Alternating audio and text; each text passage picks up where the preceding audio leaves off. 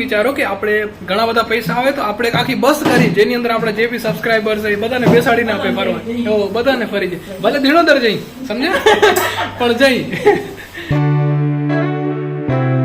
ભાઈ સાહેબ, કોંગ્રેચ્યુલેશન્સ તમને બધાને કે આપણા ચેનલ ઉપર બહુ જલ્દી 500,000 વ્યૂઝ કમ્પ્લીટ થશે, મતલબ કે 5 લાખ વ્યૂઝ જેટલા કમ્પ્લીટ થવામાં આવશે, બહુ જલ્દી થઈ જશે.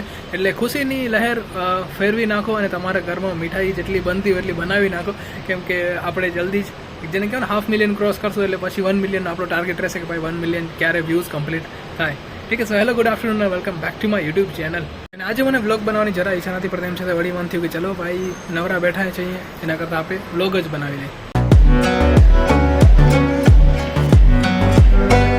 અને હમણાં મારા દિમાગમાં આવ્યું કે આ જે વ્લોગ છે એ આપણા આ વર્ષનો 2024નો લાસ્ટ વ્લોગ છે. અને કેમ કે આ તમે જોશો એટલે 31 તારીખને અપલોડ થશે, આજે છે 30 તારીખ, આ રેકોર્ડ થયો એટલે તો ભાઈ 2024 ખતમ થઈ ગયું, ખબર જ ના પડી. અને આ વર્ષે કંઈક મેં ટોટલ કંઈક 400 જેટલા વ્લોગ્સ ને શોર્ટ્સ બધા મલાવીને અપલોડ કર્યા યુટ્યુબ ઉપર. અને પછી જે આપનો કાલનો જે વ્લોગ હશે એ આપણો નવો વ્લોગ હશે, 2025નો ફર્સ્ટ વ્લોગ. ઠીક છે, તો આ આપણો લાસ્ટ વ્લોગ છે. અને મારા માટે 2024નું વર્ષ બહુ ધમાકેદાર રહ્યું હોય, કેમ કે તમે બધા મળ્યા છો. ઠીક છે, હજી 2025 આપણું આવનારું જે બી વર્ષ એકદમ આનાથી બી ધમાકેદાર જાય એવી આશા સાથે 2024 આપણે ખતમ કરશું. અને જે બી આપણા નિર્ધારિત ગોલ હોય જલ્દી પૂરા થઈ જાય, તમારા બી જે બી સપના હોય 2025માં પૂરા થઈ જાય. હાલાકી આપણું જે નવું વર્ષ છે ગુજરાતી, એ તો શરૂઆત થઈ ગઈ દિવાળીથી જ, પણ તેમ છતાં આપણે ફોર્માલિટી માટે આ 1 જાન્યુઆરી 2025 રાખી કે ભાઈ નવું વર્ષ ચાલુ થારું તો હવે કંઈક નવું થાય અને જે બી થાય ધમાકેદાર થાય, ખાલી દુઃખ ને પ્રોબ્લેમ ના આવે કોઈના જીવનમાં, એવી માં આશાપુરા સાથે ને માં ઉમિયા સાથે આપણે પ્રાર્થના કરી. અને જો પ્રોબ્લેમ આવે રહી તો જલ્દી સોર્ટ આઉટ થઈ જાય, ઘણો ટાઈમ રહે નહીં. અને સુખ જે છે એ લાંબુ હાલે. ઠીક છે, દુઃખ હોય 1-2 દિવસમાં ખતમ થઈ જાય, બાકી સુખ હોય આમ લાંબુ હાલે, જેને કહેવાય ને વર્ષો સુધી હાલે. તો જો હમણાં અમે જોતા હતા એક મસ્ત વ્લોગ દુબઈનો, મંકી મેજિકનો, ત્યાંથી વાત નીકળી કે આપણે ક્યારે દુબઈ જવાનો પ્લાન બનશે. મેં કીધું પહેલો આપણે ભારત તો ફરી લે, ઠીકઠાક ગુજરાત તો ફરી લે. જે મારી સિરીઝ હતી તમને યાદ હશે, આપણે બધા તીર્થધામ ફરવાના હતા, એ બી પેન્ડિંગ રહી ગઈ. તેમાં 3-4 જ મંદિર મેં શાયદ કવર કર્યા, હજુ એ બાકી. એના પછી ગુજરાત બાકી, ગુજરાત પછી આપણે ઇન્ડિયા બાકી, એના પછી શાયદ દુબઈનો પ્લાન બની શકે. ત્યાં સુધી થોડા ઘણા પૈસા ભેગા થઈ જાય. મારા ઘરે પૈસા નહીં થાય તો અમારા કેવલભાઈ કને પૈસા થશે, તો આપણે ગમે તેમ કરીને એના પૈસાથી આપણે કરશું. અને કોઈ દાતા મળતો હશે તો આપણે એના પૈસાથી બી ફરી લેશું. આપણે એવું જરાય અભિમાન નથી કે આપણે જરાય અભિમાન કે પ્રોબ્લેમ નથી કે આપણા પૈસાથી જ આપણે ફરી, બસ દાતા મતલબ આપે એકવાર પૂછવા માટે બસ. અને કેમ આપણા સમાજમાં હોય સખી દાતાનું સન્માન કરે, આપે બી એમ સન્માન કરશું આપણા બ્લોગની અંદર સાલ ઉડાડીને.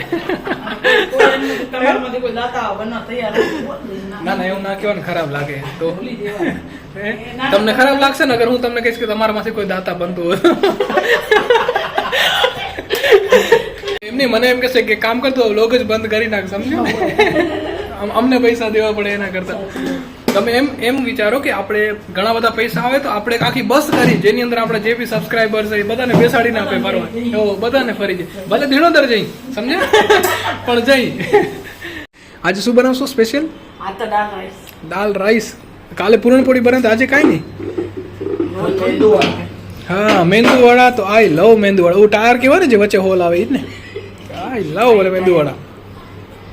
સાઉથમાં એ એક જ આઈટમ છે જે આપને બહુ પસંદ, એક ઈ ને એક ઢોસા.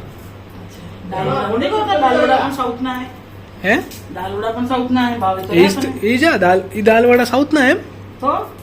અચ્છા, હશે, આપને ખબર નથી. મને એમ કે જે દાલવાળા 2 દિવસ પહેલા તમને બતાવ્યા હતા ને, જે એ ભજીયા ટાઈપ, મને એમ કે પોતાની તમારી ઇન્વેન્શન હશે, તમે બનાવ્યા. હું હે ને એનો પેટર્ન મારીએ, હા, બાકી એ લોકો શું કરે ખબર, આમ ગોલ ગોલ ચપટા કરી નાખે કે ચપટા કરી નાખે. હું પકોડા જેમ તળું તા કે કાચા ના રહી જાય અંદર. અચ્છા, થોડા મોટા હોય કાચા રહી જાય ને. હું આટલા દિવસ એમાં સમજતો હતો કે તમે બનાવો રહી દાલ. હા, એ હું બનાવું, હું રહી ભાઈ, પણ એ લોકોના થોડાક અલગ હોય એમ દાલના. ઠીક છે, આજે દાળ ભાત થી રાત કાઢવી પડશે ને. દાલ રાઈસ ભાજી. ઠીક છે. જો ગાઈસ, જમવાનો સમય થઈ ગયો ને જમવાનું આપણું એકદમ મસ્ત રીતે સજી ચૂક્યું હોય, જેની અંદર આ સની સબ્જી ખબર નથી, બાકી દાળ ભાત ને પાપડ ને હે, તો આપણે મસ્ત જમી.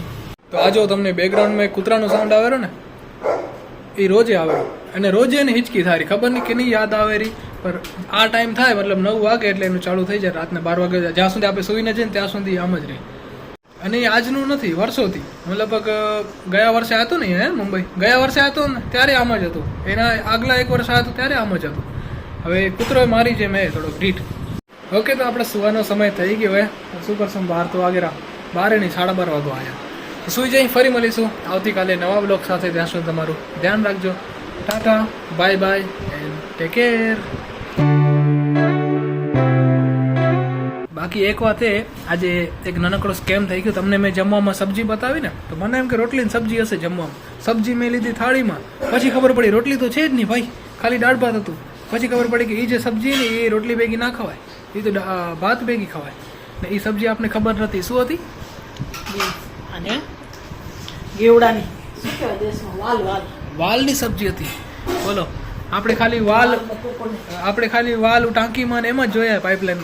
આજે આપણી થાળીમાં જોઈ લીધા, પણ મને આપણે થોડીક સબ્જી જેને કહેવાય ને કે ભાત ભેગી ઓછી ફાવે, તો આપણે દાળ ભાત સાથે જ ગયા.